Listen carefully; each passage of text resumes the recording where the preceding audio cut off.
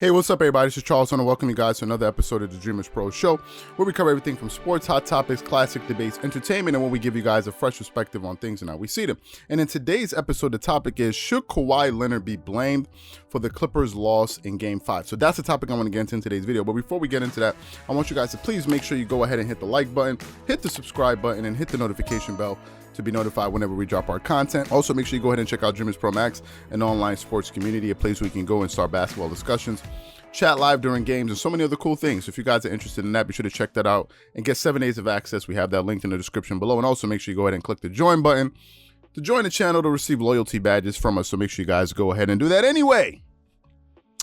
So let me get into this video here, man. This is a tough, well, not as tough as you would think.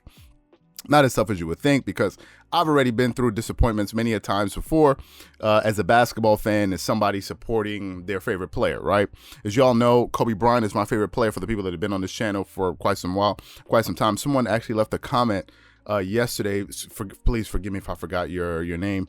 And the guy goes, the guy or girl, I'm not sure. He goes, I've been on your channel since you guys had 156 subscribers. Think about that, 156. Now we're closing in on 12,000, and somebody's been here with us that long. It's just amazing.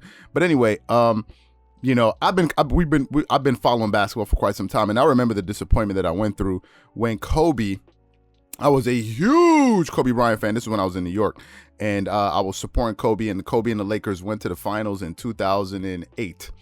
To go play the Boston Celtics, and it was this guy that I used to go to school with in the States, and he was like, I remember when they lost that championship, and when they lost it in championship, and that dude was looking for me all over, and I came to school the following day after they lost, and he gave it to, oh, what about your Lakers? What about your Lakers? What about your man Kobe? And all of this stuff, and it was painful, man.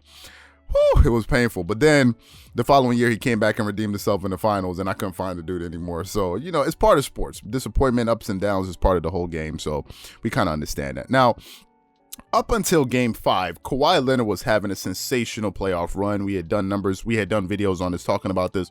The guy was averaging 33 points per game. He was shooting roughly 67% from the field. He was shooting about 47+% from the three-point line. He was getting about 8.5 rebounds per game, 2+ steals, shooting over 85% from the free throw line. So Kawhi Leonard was having a sensational playoff run, and I was really just throwing a lot of praise on him, you know, because no one was really speaking about him. Now, Luka Doncic was putting up some great numbers, but and he had some efficiency, but he wasn't, like, for instance, he wasn't as efficient as Kawhi Leonard from the free throw line. So I thought overall Kawhi Leonard was the more efficient player, and it was a pick-me. Because it was a toss-up, because you could say, you could say Kawhi Leonard was the best player. Some people say Luka because the series was tied. So some people thought Luka was the better player, or playing the best rather, and I thought it was Kawhi. Then I looked at the way him and Paul George were playing together. Paul George was showing up in the playoffs this way, in the playoffs this year in a major way, and he was doing his thing. Even last night, Paul George was cooking in that fourth quarter. I think he had something like 10 points, right? But going into that game, Dallas threw a monkey wrench in the Clippers' plan. I think since the Clippers went small, I didn't see the counter that the Dallas Mavericks could make. But then again, that's the reason why I'm not an NBA coach. And Rick Carlisle is an NBA coach, and I think he's been with that organization for 13 years now. And this is why these guys get paid the big bucks, right? And this is why it shows you that people like me have a long way to go, and still have a lot to learn about this business and the way basketball works, and really understand it at a deeper level, because I didn't think that the Dallas Mavericks would be able to throw a monkey wrench to stop the Clippers small ball. But that's exactly what they did by throwing out a zone early in the game, going big. And it really took Kawhi Leonard out of his rhythm, and he was barely able to establish a rhythm all throughout that game. He was barely able to establish a rhythm. And going into that fourth quarter, he just wasn't himself. If I look at the fourth quarter stats, now he was able to generate 5 points. He scored 5 points in the fourth quarter, but he only attempted 3 shots, right? And the 3 shots is because, number one, he wasn't in the flow of the offense, in my opinion. I think other players were kind of cooking in the fourth quarter. If you think of Paul George, for example, who had 10 points, so most of the offense was kind of running through him in the fourth quarter. So I can understand they were riding the hot hand of Paul George. He only attempted 3 shots in the fourth quarter, and he was 0 of 2 from the 3. And you remember the last 3, which I'm going to get to a little bit later. Now, he didn't make all 3 of his free throws, going 3 for 3 in the fourth quarter, and he had a positive plus minus. Actually, the Clippers were better off with him on the floor. They were a +7 on the floor when he was there, but he just wasn't himself. So y'all saw the game. They pulled within One point with I think about 30 seconds to go, they were down 100 to 101. And Terrence Mann had a wide open layup, and instead of going for the layup, he went for the contact. And he blew a layup at the rim. Nicholas Batum tried to corral the rebound, and he tried to throw it up there, and it just didn't work out in their favor. And you could say that they lost an opportunity to really go up in that series. Now they would have to come back. It wouldn't secure the win because they got to come back and play defense, but it was a golden opportunity that they missed. And then they went out there, called the timeout, and then they called a play for Kawhi Leonard. They got him a shot on the baseline at the corner three, and he just was forced into a bad shot. Kudos to the Dallas Mavericks defense. He threw up a three, and he airballed it.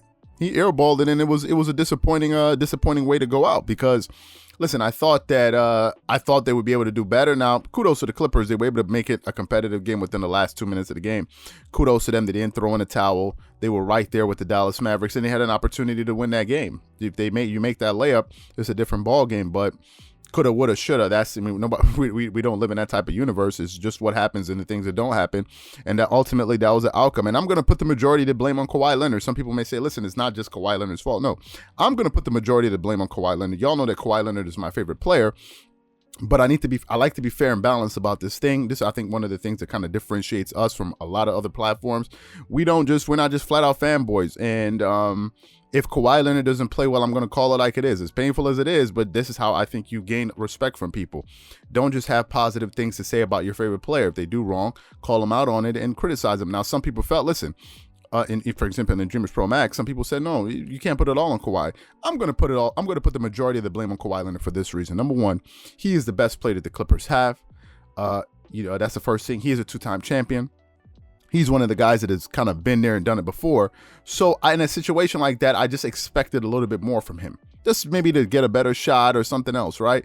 Because if the game ends and they lose, you're not going to start pointing fingers. It's certainly not Paul George's fault. Now, yes, they had some back-breaking turnovers in the fourth quarter that were just inexplicable by Kawhi Leonard, by Paul George. If I go back and look at that fourth quarter, Kawhi Leonard had one turnover. Paul George had two turnovers. Rajon Rondo had Kawhi Leonard had one turnover.